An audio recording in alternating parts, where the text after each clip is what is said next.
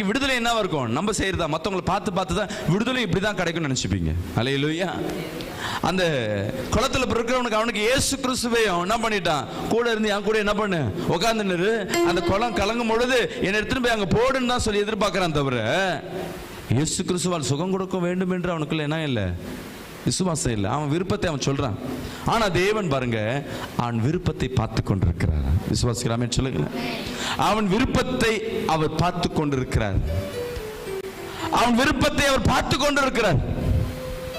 கேட்டுட்டு நீ என்ன வேணா சொல்லிக்கோ, ஆனா என் விருப்பத்தை நான் செய்யறேன். விசுவாசிக்கலாமே சொல்லுவோமே. எழுந்து படுக்கையை விட்டு என்ன பண்ணு, எழுந்து நடந்தா. இன்னைக்கும் அநேக விருப்பங்களை நீ தேவனிடத்தில் சொல்லிக் கொண்டிருக்கலாம். இப்படிதான் நடக்க போகுது, இப்படிதான் நடக்க போகுதுன்னு. இன்னைக்கு இயேசுவை விசுவாசித்து வந்திருக்கிற என் அன்பு ஜனமே, தேவ சித்தத்தையும் தேவ விருப்பத்தையும் உங்க வாழ்க்கையில் அவர் நடத்த விருப்பப்படுகிறவராக இருக்கிறார்.